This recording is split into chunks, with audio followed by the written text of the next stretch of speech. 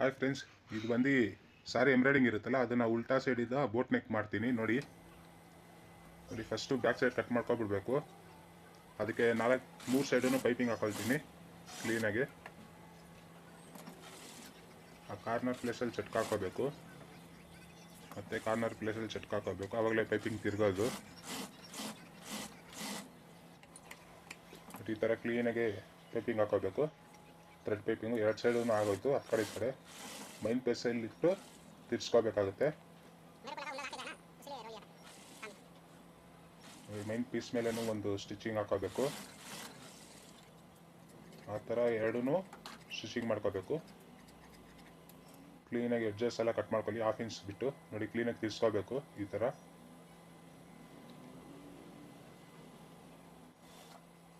ಕಿನ್ನರಿ ಒಂದು ಹಾಕೊಳ್ಳೋಣ.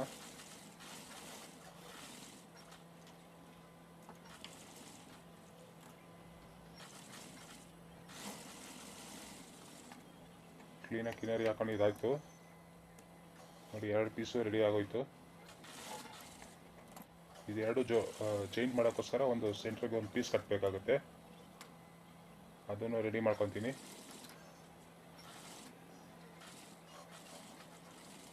ಕ್ಲೀನಾಗಿ ರಫ್ ಹಾಕೊಳ್ಳಿ, ಟೈಟಾಗಿ.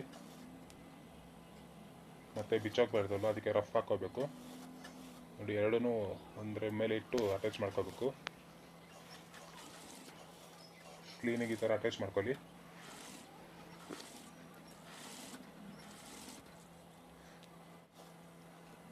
ಈ ಸೆಂಟ್ರಲ್ಲಿ ಲಾಸ್ಟಲ್ಲಿ ಬಟನ್ ಬರುತ್ತೆ, 2 ಬಟನು. ನೋಡಿ, ಇದೆ ಸಾರಿ ಎಂಬ್ರಾಯ್ಡಿಂಗು. ನೆಕ್ಕು ಚಿಕ್ಕದಾಗಿ ಕೊಟ್ಟಿದ್ದಾರಲ್ಲ, ಅದನ್ನು ನಾನು ಸ್ವಲ್ಪ ಡಿಫ್ರೆಂಟಾಗಿ ರೆಡಿ ಮಾಡ್ತಿದ್ದೀನಿ, ಬೋಟ್ ನೆಕ್ ಟೈಪಲ್ಲಿ. ಇದೆಲ್ಲ ಎಲ್ಲರಿಗೂ ಯೂಸ್ ಆಗುತ್ತೆ. ಸಾರಿಯಲ್ಲೇ ಎಂಬ್ರಾಯ್ಡಿಂಗ್ ಕೊಟ್ಟಿರ್ತಾರಲ್ಲ ಬ್ಲೌಸ್ ಬ್ಯಾಕ್ ಸೈಡು, ಅದನ್ನು ನಾನು ಸ್ವಲ್ಪ ಡಿಫ್ರೆಂಟಾಗಿ ಡಿಸೈನಾಗಿ ಮಾಡ್ತಾಯಿದ್ದೀನಿ.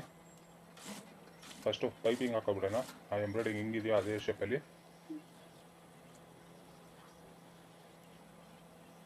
ಕ್ಲೀನಾಗಿ ಪೈಪಿಂಗ್ ಹಾಕೊಳ್ಳಿ.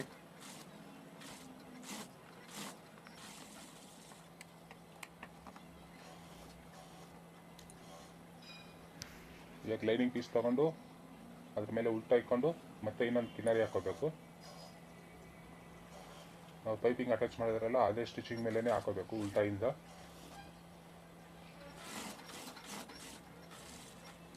ಹೊಸ ಟೆಕ್ನಿಕ್ಕು. ವಿಡಿಯೋ ಎಲ್ಲರಿಗೂ ಇಷ್ಟ ಆಗುತ್ತೆ. ಒಂದು ಲೈಕ್ ಮಾಡಿ ದಯವಿಟ್ಟು. ಕ್ಲೀನಾಗಿ 1/2 ಇಂಚ್ ಬಿಟ್ಟು ಕಟ್ ಮಾಡ್ಕೊಬಿಡೋಣ.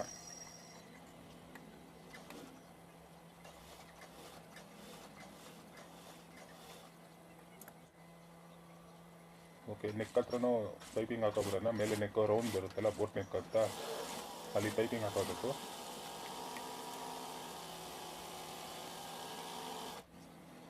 ಈಗ ಮತ್ತೆ ಮೈನ್ ಪೀಸ್ಕೊಂಡ ಮೇಲೆ ಸ್ಟಿಚಿಂಗ್ ಹಾಕೋಬೇಕು. ಸೇಮ್ ಪೈಪಿಂಗ್ ಮೇಲೇ ಸ್ಟಿಚಿಂಗ್ ಹಾಕೋಬೇಕು.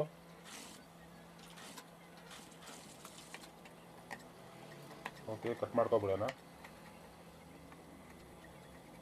ಕ್ಲೀನಾಗಿ ಚಟ್ಕಾಗಲ್ಲಿ ಹಾಕೊಳ್ಳಿ, ಅವಾಗಲೇ ತಿರುಗೋದು. ನೋಡಿ, ತಿರ್ಗಿಸ್ಕೊಂಡು ಇದಾಯಿತು.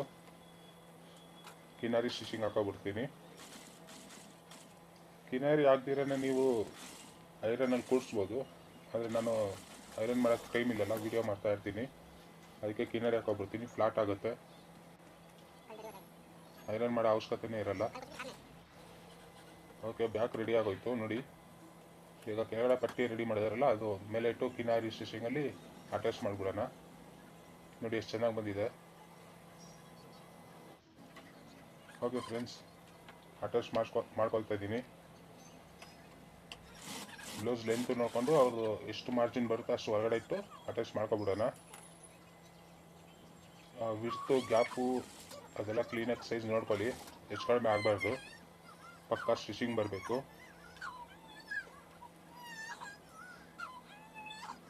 ನೀವು ಹತ್ತು ಕಡೆ ಎಷ್ಟು ಗ್ಯಾಪ್ ಇದೆಯೋ ಈ ಕಡೆನೂ ಅಷ್ಟೇ ಗ್ಯಾಪ್ ಇಟ್ಟು ಸ್ಟಿಚಿಂಗ್ ಹಾಕೋಬೇಕು. ನೋಡಿ, ಸಾರಿ ಎಂಬ್ರಾಯ್ಡಿಂಗ್ ಬಂದರೆ ವೇಸ್ಟ್ ಮಾಡೋಕೆ ಹೋಗಬೇಡಿ. ನೆಕ್ ಚಿಕ್ಕದು ಬರುತ್ತೆ ಹಂಗಿಂಗ್ ಅಂತ. ಕ್ಲೀನಾಗಿ ಈ ಥರ ಏನಾದ್ರು ಒಂದು ಮೈಂಡ್ ಓಡಿಸಿ ಡಿಸೈನ್ ಟೈಪಲ್ಲಿ ಸ್ಟಿಚ್ ಮಾಡ್ಬೋದು.